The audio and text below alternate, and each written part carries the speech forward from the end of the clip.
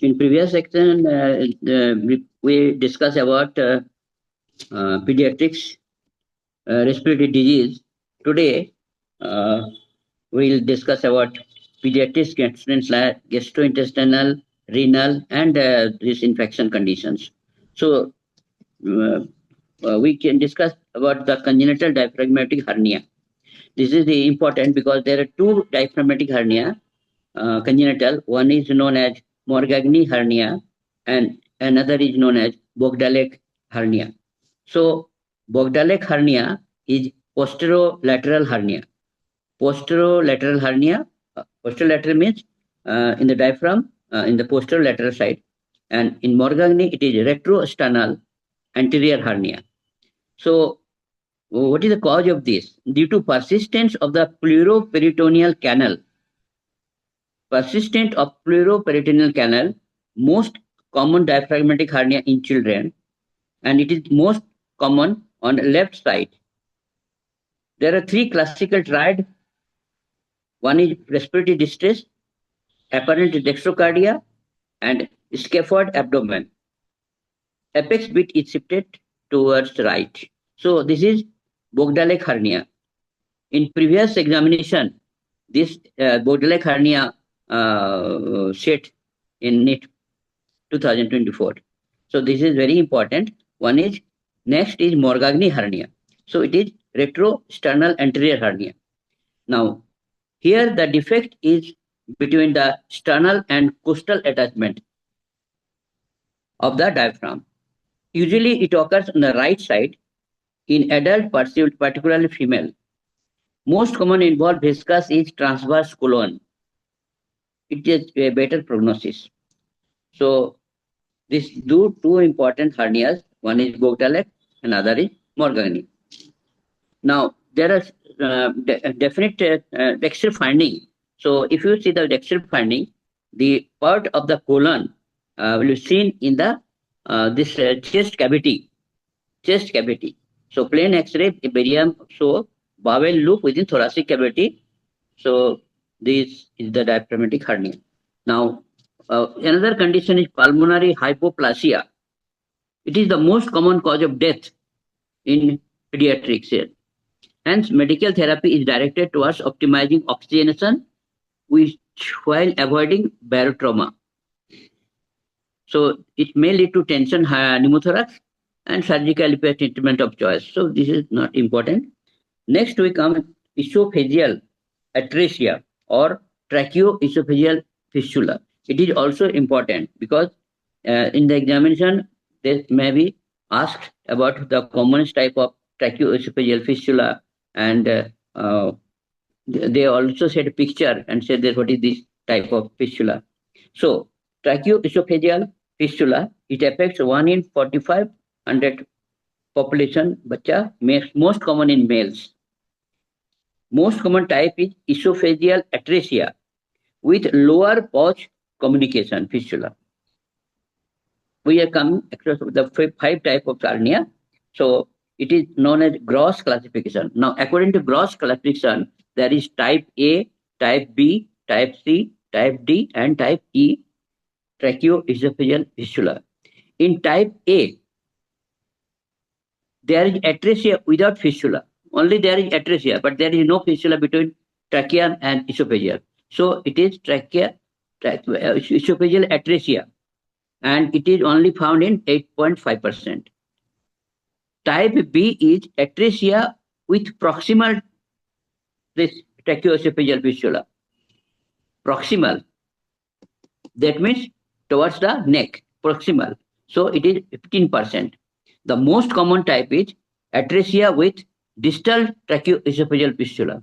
Distal means towards stomach. So this is 85% commonest type. Type C, atresia with distal TOF, 85%. You must remember this 85% most common tracheoesophageal fistula, distal towards the stomach.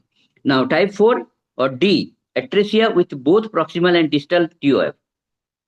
It is also very rare, 1.5%, and type E, no atresia, but there is H type this tracheoesophageal fistula, H type. So H type between trachea and esophagus.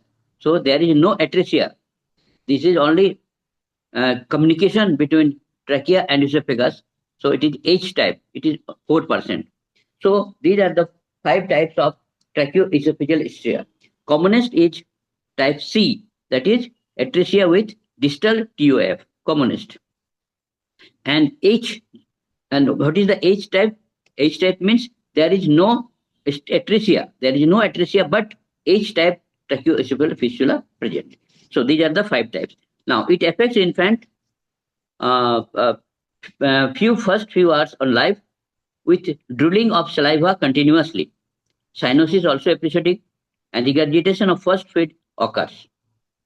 So associated condition may be maternal polyhydramnias or other tracheoesophageal fistula radial and limb debarts, all that congenital deformity. So complication means respiratory distress, aspiration pneumonia, and gastric distension from air. In this case, avoid contrast radiology. We use endoscopy. Okay. Now, glass. What is the importance of this endoscopy?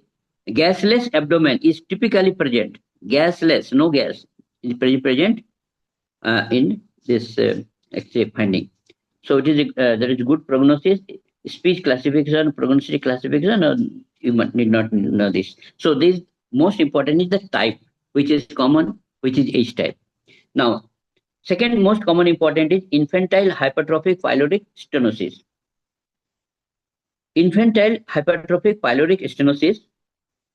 Now, you know that there are 2 types of muscle. One is circular muscle and other is longitudinal muscle throughout the entire GIT.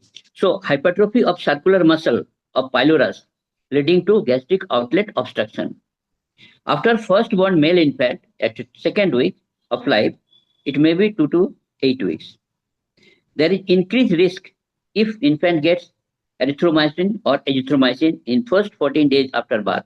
So this is important, that which drug is increased risk of this infantile hypertrophic pyloric stenosis, erythromycin or azithromycin in first 14 days after birth. Now, clinical features: non-bilious projectile vomiting, visible gastric peristalsis, non-bilious projectile, and there is palpable olive-shaped mass in epigastrium, that is pathognomonic. Palpable olive-shaped mass in epigastric is pathognomonic. There may be constipation, hypochloremia, hypokalemia, metabolic alkalosis with paradoxical aciduria. These are all findings. Now, ultrasound is the investigation of choice. Now, what are the things we positive finding in case of this pyloric stenosis? One is Donat's sign, pyloric muscle 4 mm or more thickened, pyloric canal length more than 14 millimeter, and cervix sign. This is important. Cervix sign on a long axis, known as cervix sign in long axis, and target sign on short axis. It is the sonographic finding. Cervix sign long axis, target sign short axis. Treatment is we do pyloromyotomy, mucus is left intact, Ramstead operation karte hain, and we may give atropine. So this is infantile hypertrophic pyloric stenosis. So you see that there is a cervix sign and target sign, palpable olive-shaped mass. Yeah. Second is important is duodenal atresia. Duodenal atresia also most common. Intestinal atresia, usually a complete stenosis of second part of duodenum at the level of ampulla of Vater. Type 1 complete duodenal atresia is most common, and it may be associated with windshock deformity, that is an incomplete diaphragm exit with central aperture. There are certain conditions like Down syndrome, annular pancreas, body heart deafness, all are related with this duodenal atresia. X-ray finding is very important. You may ask that in which condition you get double bubble sign. So double bubble sign is characteristic of duodenal atresia, with absence of air in the distal part. So double bowel sign with absence of air in the distal part. Treatment is duodenectomy or this humorous diaphragm diamond separated anastomosis हम लोग इसमें करते हैं. So you need not do this, but you know that double bubble sign is very important. Next common is Hirschsprung disease. Hirschsprung disease is also in 2024 there was a question Hirschsprung disease.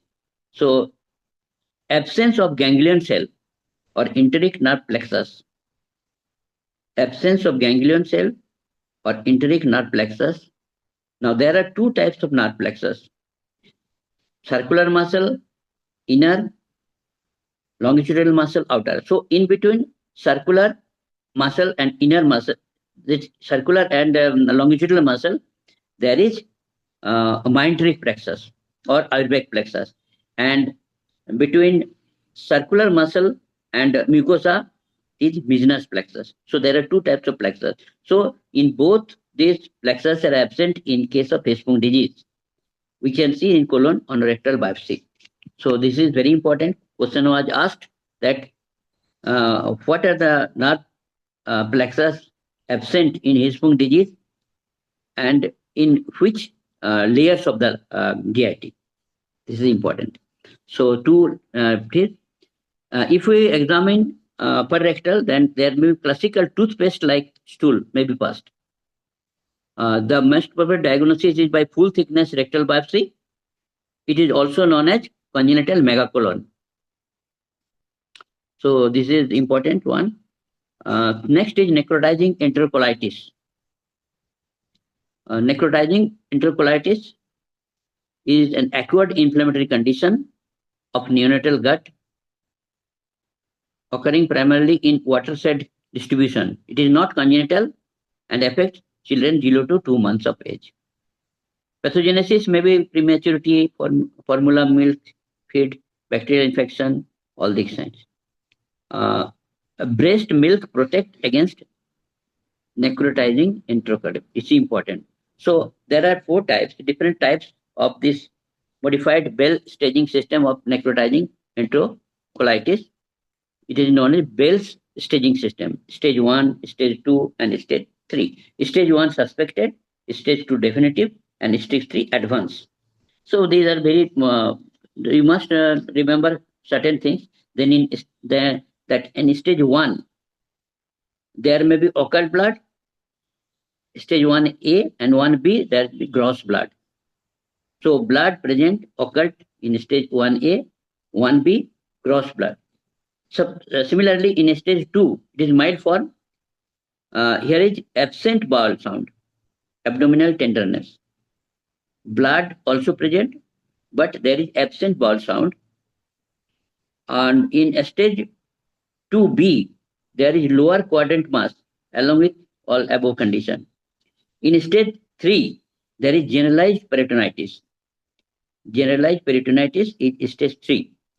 There may be definite ascites and there may be pneumoperitoneum also. So these are the 3 stages of NEC. So this just, you see the stage, you remember Bell's staging system and in which stage you get pneumoperitoneum or general peritonitis or blood or absent bowel sound.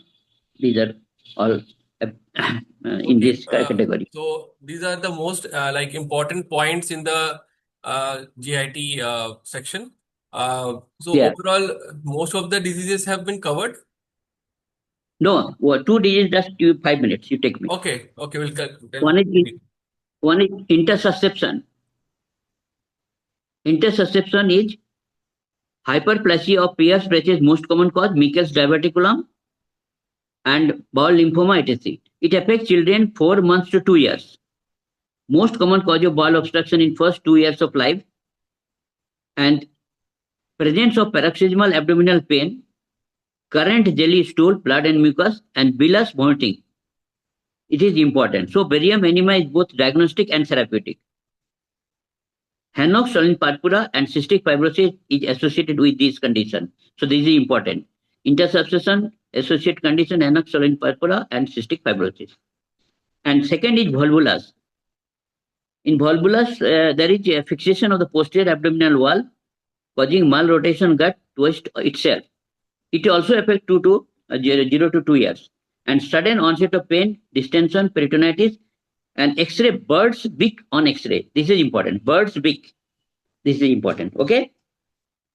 So these two conditions we finish about the GIT in nutshell. Okay. Okay. Okay. So most of the topics have been covered very nicely. We'll meet again for the new topic. For the next, we can expect like other important things. We'll discuss some infective conditions and protein energy malnutrition. Very important. Okay. And some part of renal disease. Okay. Also important. Okay. Okay. Okay, Papa. Okay.